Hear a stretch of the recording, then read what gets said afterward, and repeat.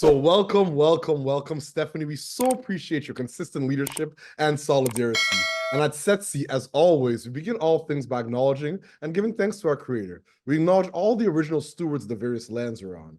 We acknowledge all our ancestors, all those who toiled without compassion or compensation. We acknowledge all our elders and community stalwarts, whose shoulders we stand on as we build, share, and learn together for our collective liberation and sovereignty. So, Stephanie, can you please introduce yourself to our listeners and viewers and share a bit about your remarkable work? Well, thank you.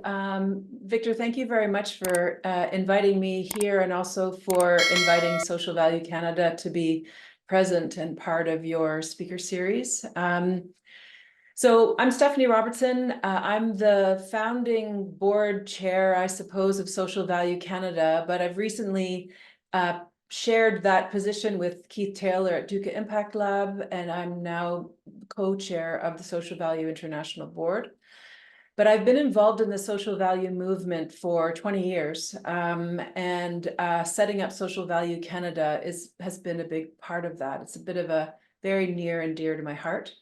And what the social value movement is all about is really making sure that impact on people is embedded into decision-making processes and into the way that we implement projects and practices in organizations.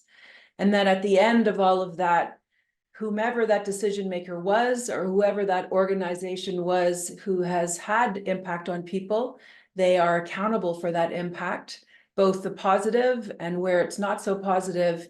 We really want to make sure that decisions advance people's agency and equality as opposed to the risk of causing harm, which unfortunately can occur when the idea of impact on people is not present in decision making. So Social Value Canada is really focused on ensuring that impact on people is factored in and considered and accounted for when we think about decisions and the actions that are taken as a result. Brilliant. Thank you so much for all that context, the background, and the remarkable work that you've been doing for 2 decades. Don't want to date you, but that's incredible.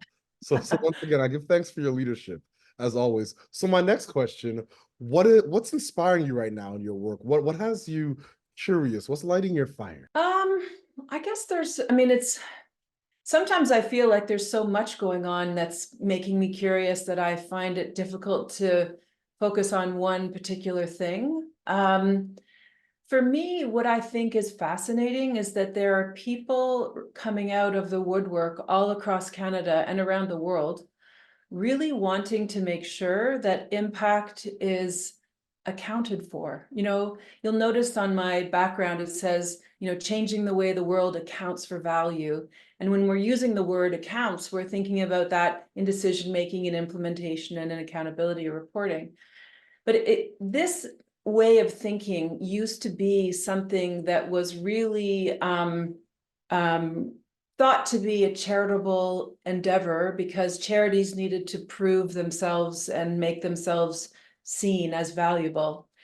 We've moved so far beyond that way of thinking now that the idea of really accounting for impact on people is happening, yes, within charities and nonprofits and social enterprise, but also in social finance and sustainable finance, but also in corporate work around purpose and sustainable development goals, et cetera, et cetera. And last week, I think I might have mentioned this a few minutes ago, there was some really, really exciting research that came out of the UK that will really advance the way that corporations are expected to account for how they are impacting on people. And, it's early days as we really think about shifts in all sectors, but early days, particularly in the for-profit sector. But the thing which really is exciting me is the velocity, I suppose, of the interest, and also the corners of the world and the corners of Canada where people are stepping forward and saying, you know what, it's time that we embed this way of thinking into the way that we're running our organizations, the way that we're creating policies, the way that we're creating products, the things that keep me up and excited during the day. That's incredible. And as well, that decision from the UK, I think is so important. I know that's in Canada for years by Social Canada, David LePage, Elizabeth Sheik, folks from across the social value ecosystem were fighting for simple policy around procurements. And I remember the joy and the feeling of sheer leadership and accountability when things shifted on a policy level from cheapest price to best value. Something as simple as that, cheapest price to best value. And the amount of organizations, institutions, and leaders from across the social value ecosystem that had to really share with the federal, provincial, municipal governments, listen, the way you're going about the RFP process or procuring services and using purchasing power is wrong. And the cheapest price is not a good way to measure anything, but best value creates a whole different dynamic. So I love the work that Social Value Canada is doing, and the fact that you're even able to raise some of the international context or things that are happening in other jurisdictions that align directly with some of the principles and precepts in our ecosystem here in Canada. Thank you. Victor, I just have to say, the other thing which I love about that shift to best value is that it gives the purchaser latitude to potentially choose to invest more in their purchase in order to achieve best value.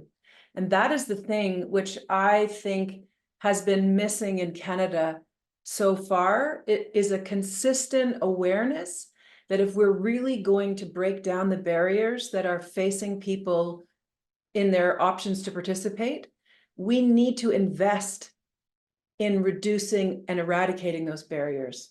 And so sometimes, as we see in the Social Value Act in the UK, which Social Value Canada would very much love to bring to Canada federally and across all the provinces and territories, and you can actually see some of these conversations starting municipally, we need to decide that we're prepared to invest to reduce barriers for people to truly go through them, let alone over them.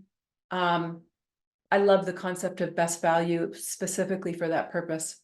I couldn't agree more. So it's a perfect segue to my next question. Are there any challenges or barriers that you and your colleagues face?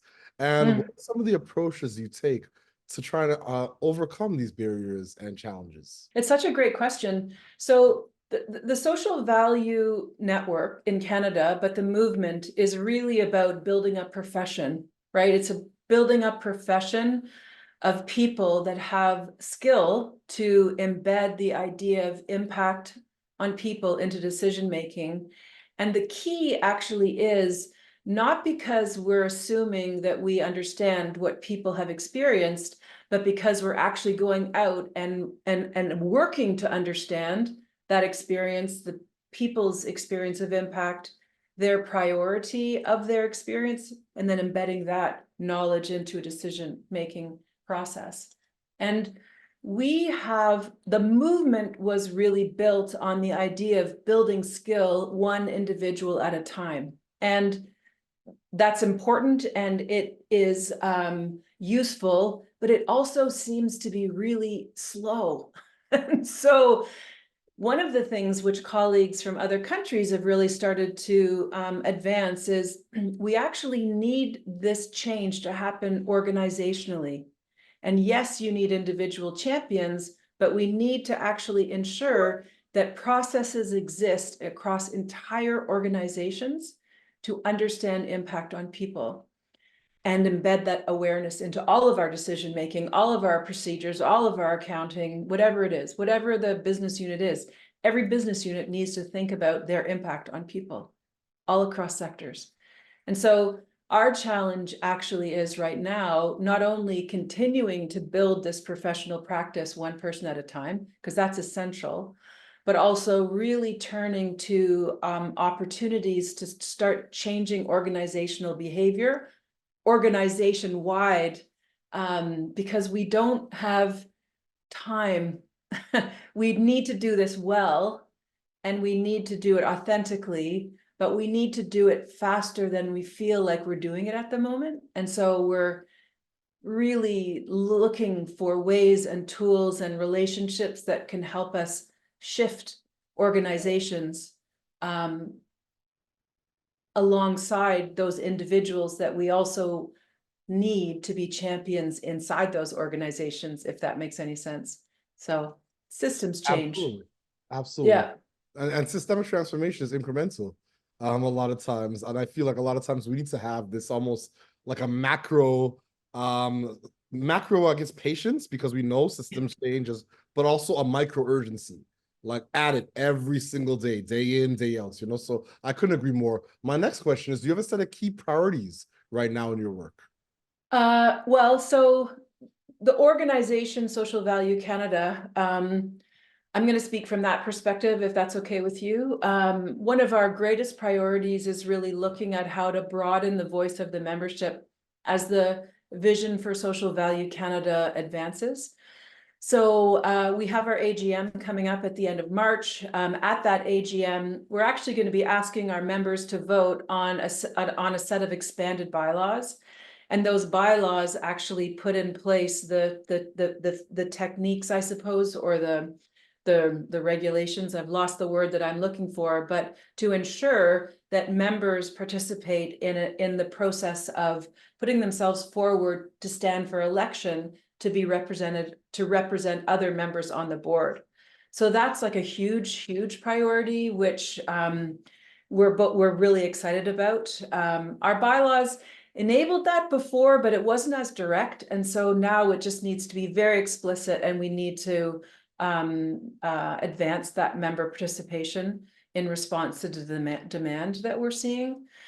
I think the other priority is, range of practice. So we are a professional network. We do something called a social return on investment analysis, and we use social value tools.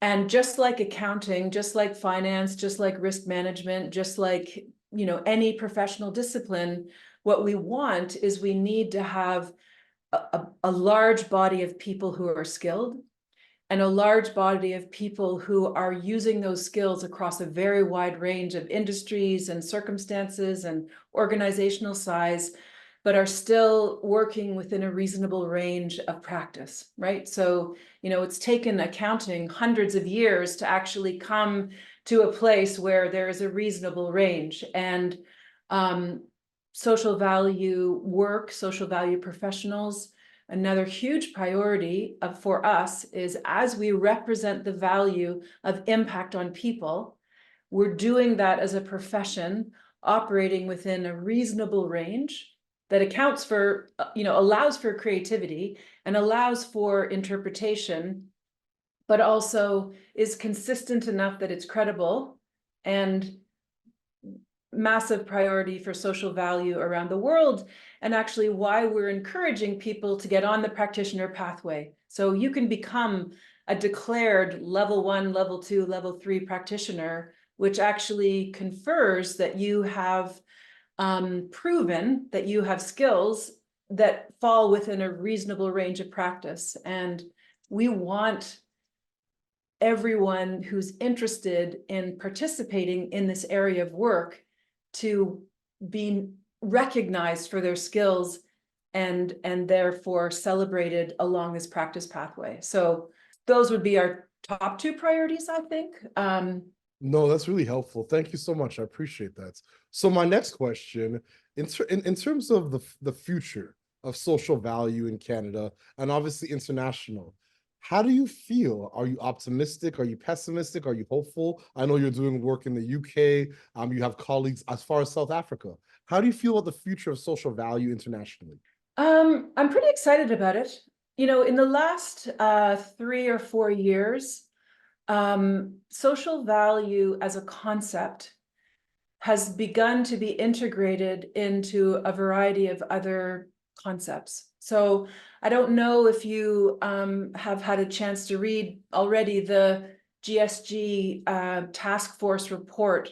In Canada, TIP is the GSG representative, I suppose. Well, Social Value International actually wrote one of the chapters on impact on people in that GSG State of Play report at the end of 2023. Social value is really integrated into the network, which Ronnie Cohen is leading around the international valuation, IVFI, can never remember the whole acronym, but with Rob,